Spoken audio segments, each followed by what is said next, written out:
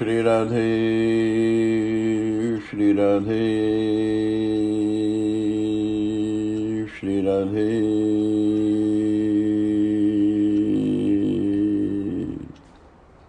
श्री राधे श्री राधे श्री राधे श्री राधे श्री राधे श्री राधे श्री राधे।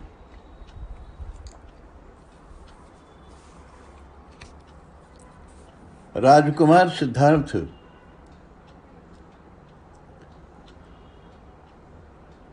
ऐश्वर्य, वैभव, समृद्धि की कारा में बंद थे। महाराज शुद्धोधन ने पूरी व्यवस्था की थी कि राजकुमार सिद्धार्थ को बाहर के संसार की सच्चाई का पता न चलने पाए।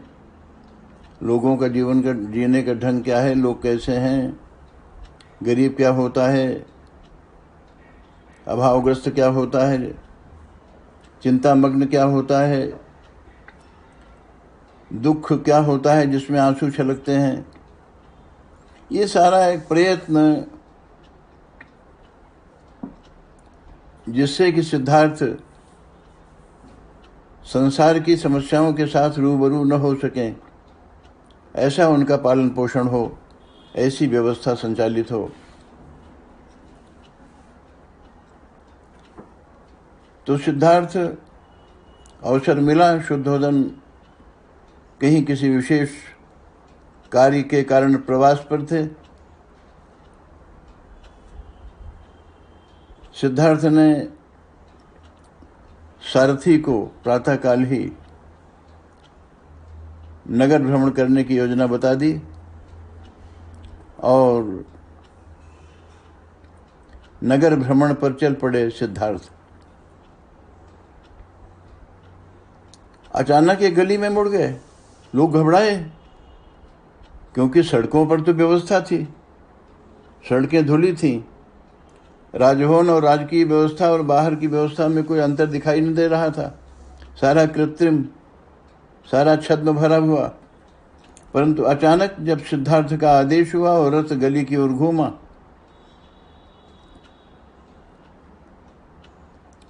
रथ अभी मुड़ा ही था गली में कि सत्य का एक बिंब प्रकट हो गया। एक व्यक्ति दिखा, अस्थिपंजर मात्र, पीठ और पेट सटा हुआ, फटे चिथड़ों में लिपटा शरीर, गहरी सांसें भरता हाँफता हुआ, लठियां टेक कर चल रहा था, लड़खड़ाता, गिरता भी और फिर संभल जाता। सिद्धार्थ ने आज पहली बार ऐसा दृश्य देखा। पूछा सारथी को, ये कौन है, दुर्बल, जर्जर, अशक्त? सारथी ने कहा, सरकार यह एक बूढ़ा है। सिद्धार्थ ने पूछा, बूढ़ा क्या होता है और बूढ़ा कौन होता है? सिद्धार्थ का अंतःकरण तो क्लीन स्लेट है, स्वच्छ साफ है, किसी कुसुम कलिका के अंक में सिमटे प्रातःकालीन हिम सीकर जैसा। सारथी ने सिद्धार्थ को सारा रहस्य बताया, सब कुछ। बूढ़ा क्या होता है, कौन होता है, क्यों होता है। सारथी का एक एक शब्द गहरे समा गया सिद्धार्थ के निर्मल अंतःकरण में। पुनः पूछा है सिद्धार्थ ने, सारथी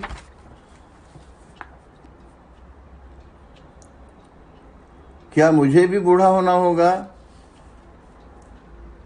सारथी ने कहा, सरकार यह बुढ़ापा इस शरीर की नियति है, जिसे भी मिला है यह शरीर, बुढ़ापा तो आएगा ही।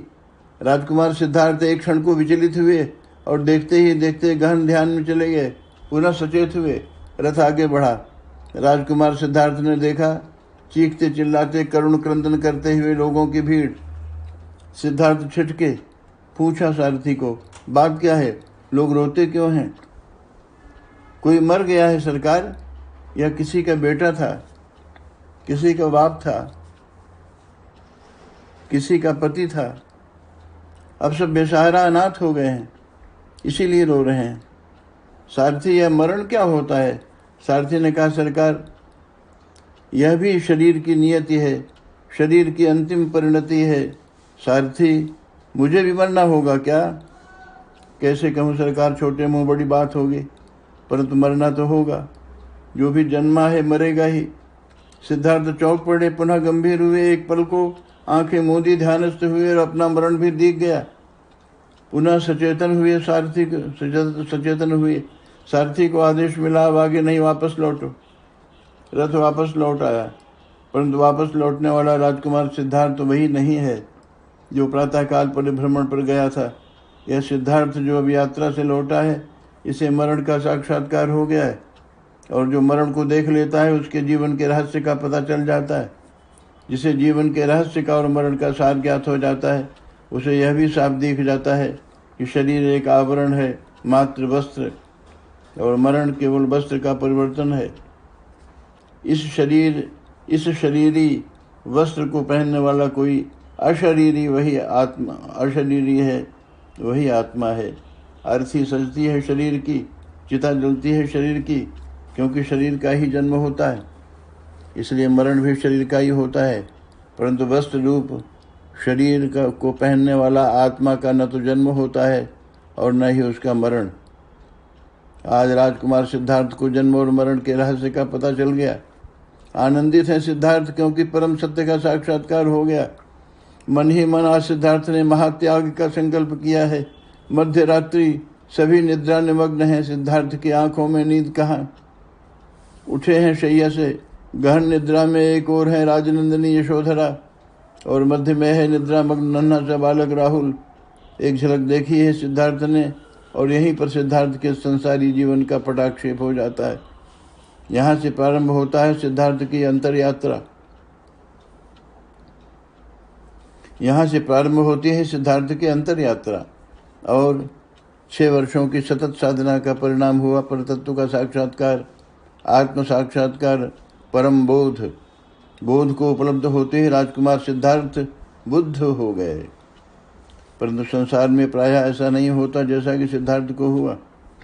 अर्थी तो हम सभी देखते हैं, जलती हुई चिताएं तो हम भी देखते हैं, परंतु हम देखकर भी कहीं नहीं देख पाते। पश्यन्नपि न पश्यति, देख कर भी नहीं देखते, देख पाते नहीं, या फिर देखना चाहते नहीं। सिद्धार्थ ने बूढ़े में अपना बुढ़ापा देख लिया।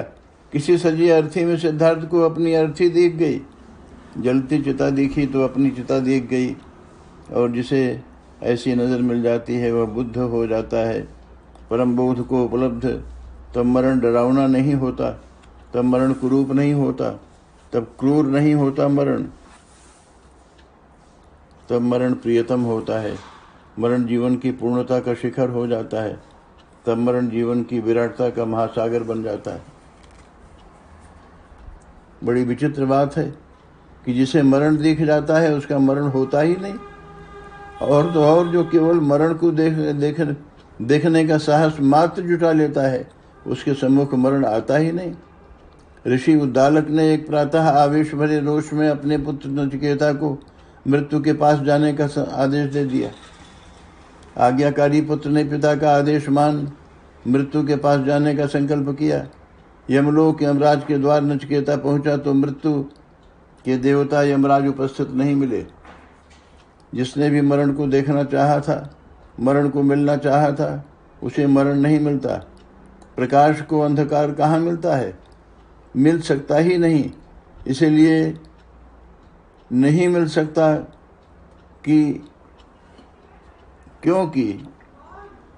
इसीलिए नहीं मिल सकता क्योंकि अंधकार की स्वतंत्र कोई सत्ता ही नहीं है। अंधकार में केवल प्रकाश की अनुपस्थिति है।